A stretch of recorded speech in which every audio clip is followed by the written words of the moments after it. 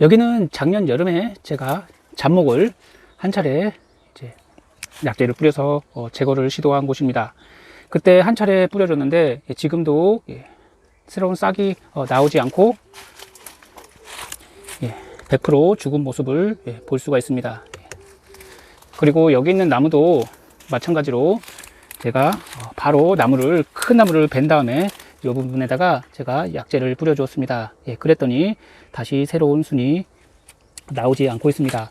보통은 나무를 잘라 주시면은 요 사이에서 또 새로운 싹이 나와서 또 엄청나게 또 다른 잎들과 줄기를 내곤 합니다. 하지만 이렇게만 해주시면은 한번 뿌려줘서 잡목들을 쉽게 제거를 하실 수가 있고요.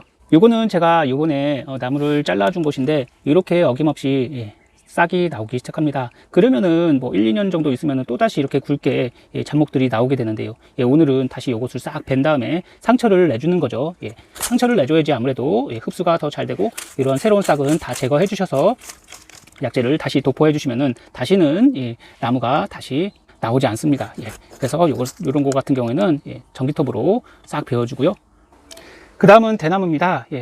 이 생태계 교란작물 중 하나인 대나무입니다. 잡목도 그렇고 그 다음에 칡넝쿨이 생태계 교란작물입니다. 한번 퍼지면은 잘 죽지도 않고 번식력도 워낙 강해서 그냥 한 1, 2년 두고만 보시면은 큰 코 다칠 수가 있습니다. 이렇게 장마철이 되기 시작할 때 여름에 이렇게 죽순이 나오기 시작합니다.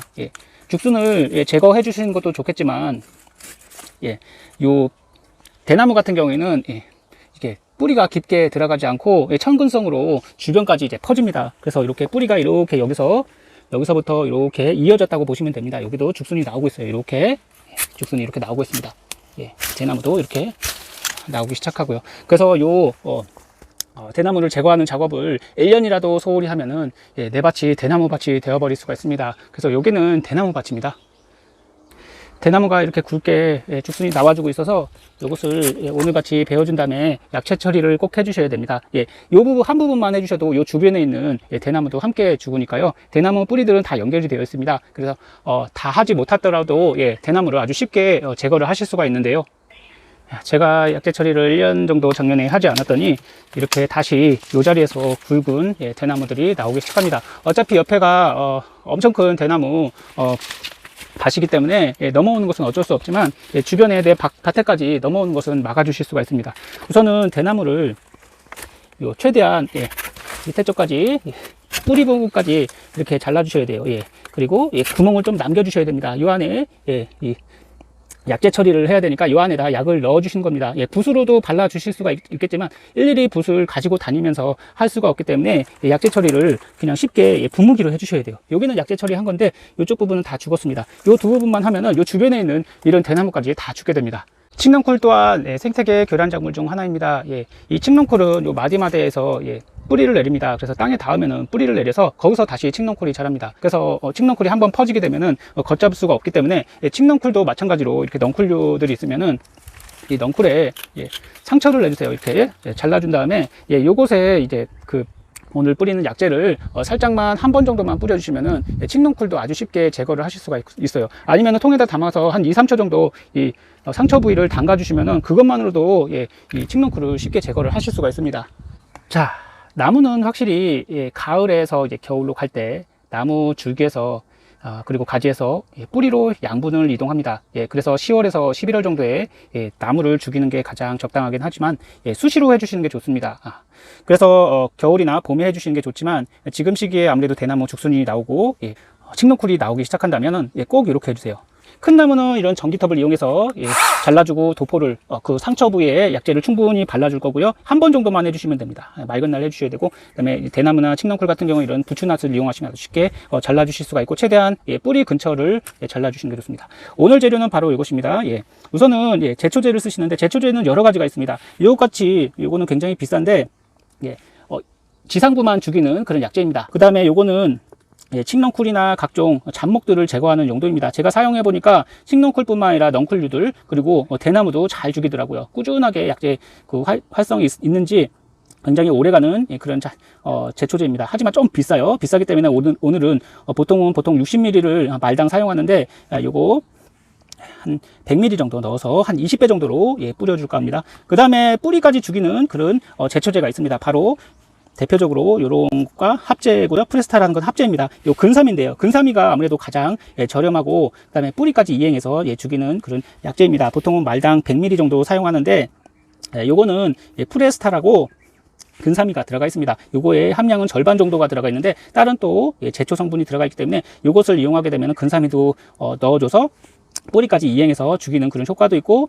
다른 잡목까지 제거할 수 있는 그런 효과가 있어서 뭐 근삼이를 넣어 주셔도 되고 요거 합제가 들어간 근삼이가 들어간 그런 제초제를 주셔도 됩니다. 요즘에는 근삼이가 들어간 합제가 몇 개가 있더라고요. 그런 거를 잘 농약방에서 구입해서 뿌려주시면 될 것 같습니다. 그 다음에 여기다가는 이제 효과를 더 높이기 위해서 요소를 넣도록 하겠습니다. 요소 100g 정도 되고요. 그다음에 여기다가는 물을 2리터를 준비하였습니다. 그 다음에 전착제를 넣어주셔야 되는데 전착제를 넣으셔도 되고 요거는 기계유입니다. 기계유는 해충을 퇴치하는 그런 용도로도 쓰지만 전착 용도로도 씁니다. 그리고 비가 와도 잘 다 쓸려 내려가지 않기 때문에 딱 약재를 잘 흡수되게 만들기 때문에 곳곳에 다 흡수되게 만듭니다. 그래서 기계유를 써주시는 게 좋은데 다른 콩기름이나 이런 걸로 써주시면 안 돼요. 여기는 물과 잘 혼합이 될 수 있도록 하는 그런 유화제가 들어가 있기 때문에 기계유를 써주시는 게 좋아요. 그래야지 물과 잘 혼합이 돼서 기계가 망가지지 않습니다. 그래서 오늘은 여기 있는 방제기에 넣고 나무는 싹둑 잘라주고 그곳에 이게 방제기로 이 혼합한 약재를 뿌려주고 그 다음에 그 칡넝쿨이나 아니면은 대나무 같은 경우에는 싹둑 밑둥을 잘라서 그 사이에 충분히 약재를 넣어주도록 하겠습니다. 상처 부위에 넣어주는 거죠. 그러면은 서서히 주변에 있는 그런 대나무까지 죽어갈 것입니다. 자, 그러면은 이렇게 우선은 약재를 혼합을 해볼게요. 물 2리터입니다. 요거는 요소입니다. 요소는 보통 아시다시피 흡수가 빠릅니다. 그리고 물에도 굉장히 잘 녹고요. 그래서 100g 정도 넣어주시고 하늘 아래라고 하는 제가 몇 단연간 쓰고 있는데 주로 잡목을 제거할 때 씁니다. 단용으로 또 써도 효과가 있겠지만 이런 근삼이나 아니면 이런 근삼이가 들어간 합제를 써주시는 것도 효과가 좋습니다. 이것은 잎만 죽이는 거기 때문에 이런 잡목에는 효과가 덜해요. 다시 나무가 살아납니다. 그래서 여기도 보통은 60ml인데 100ml 이상 넣어서 강하게 쳐보도록 하겠습니다. 이 원액을 쓰기엔 너무 비싸기 때문에 이렇게만 해줘도 엄청 강한 겁니다. 이게 요거 하늘 아래는 것을 넣어줬고요. 그 다음에 뭐 근삼이를 넣어주셔도 됩니다. 근삼이를 여기다가 뭐 요 한 통을 다 넣으셔도 되고요. 막 비싼 게 아니기 때문에. 그리고 오늘은 프레스타를 넣어보도록 하겠습니다. 보통 말당 100ml 정도 넣어주는데 오늘은 2리터에 100ml 정도 듬뿍 넣어서 뿌려주도록 하겠습니다. 그 다음에 요거 기계유입니다. 기계유는 보통 친환경이나 그런 관행농가에서 많이 쓰시는데 응애를 제거할 때 진딧물 같은 것을 제거할 때 씁니다. 전착 용도로 쓰지만 이 나무를 죽일 때 그 효과를 높일 때도 씁니다. 그래서 이것도 한 50ml 정도 넣어서 전착 효과를 보도록 하겠습니다. 이렇게 해서 뚜껑을 닫아서 요소를 잘 녹여주도록 하겠습니다. 약재가 잘 섞이게 해준 다음에 요 방제기에 넣고 나무를 자른 다음에 그 다음에 살포를 해보도록 하겠습니다. 그리고 이제 요 약재를 뿌릴 때 지금은 이제 비가 많이 오는 시기입니다. 장마철인데요. 이 약재를 뿌린 다음에 비가 오게 되면 아무래도 효과가 떨어지기 때문에 이런 랩을 이용해서 약재를 뿌린 다음에 그 위에다가 랩을 씌워주시면은 효과가 또 오래 갑니다. 비닐봉지 있으면은 큰 나무 같은 경우는 비닐봉지를 씌워주셔도 돼요. 그러면은 약재가 쓸려 내려가지 않아서 꾸준히 나무를 죽일 수가 있습니다.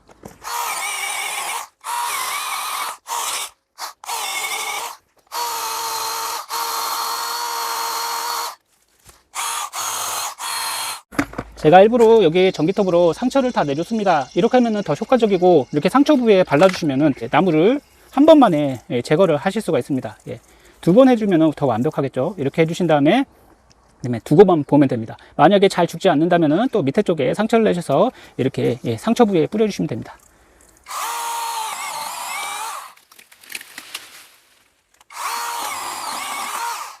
이 전기톱으로 이 커다란 나무를 최대한 밑둥을 제거해 줬고요. 이 부분에 발라주시고 그 다음에 비가 이제 꾸준히 오기 때문에 랩만 씌워주시면 됩니다.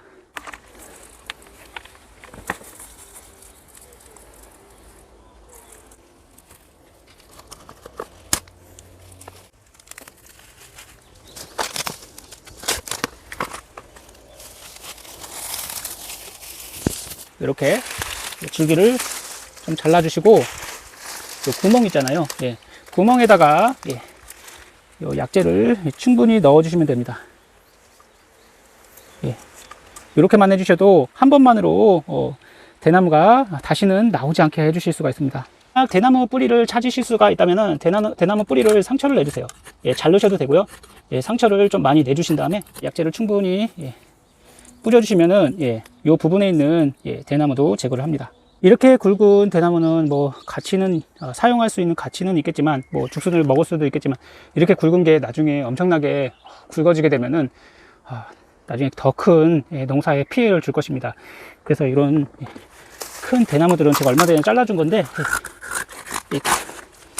밑둥까지 잘라주시면 이 사이가 있어요. 이 사이에 약재를 넣어주시는 겁니다. 이렇게 이게 더 단단해지기 전에 잘라주신 다음에 이 사이에다가 살포를 해주시는 겁니다. 이렇게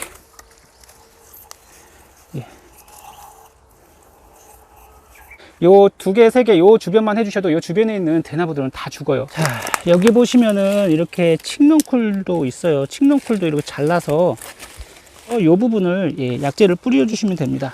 자, 이건 대나무가 옆밭으로 퍼지는 것입니다. 이렇게 줄기를 따라 나와요. 이렇게 보시면은 옆으로 이렇게 쭉 퍼져 있죠.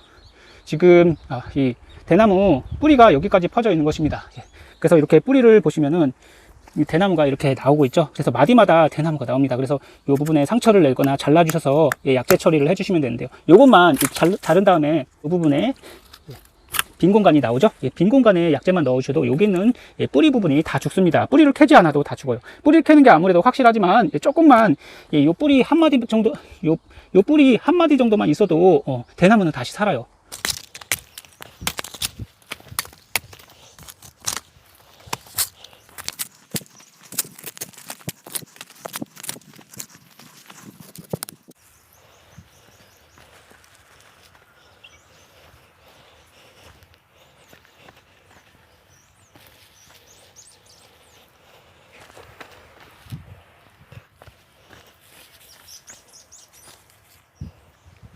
요게 칡넝쿨인데요. 칡넝쿨 같은 경우에는 메인 뿌리를 찾아서 굵은 뿌리에 뿌려주시는 게 좋습니다. 그렇지 않다 그러면 이런 거라도 잘라서 이 부분에 약재를 이렇게 담가 주시면 되는데요. 만약에 이게 칡넝쿨 메인 뿌리라고 하시면은 요 뿌리를 이렇게 상처를 내신 다음에 상처를 꽤 많이 내주세요. 뿌리가 깊게 퍼져 있기 때문에 상처를 이렇게 내주신 다음에 이런 잡목도 마찬가지입니다. 아니, 요 부분에다가 약재만 도포를 이렇게 해주시면은 넝쿨류 잡목들을 쉽게 퇴치를 하실 수가 있어요. 이렇게 상처 부위에, 그리고 칡넝쿨에 상처 난 부분에다가 이렇게 꾸준히 발라주시면 됩니다. 한두 번 정도면은 충분해요.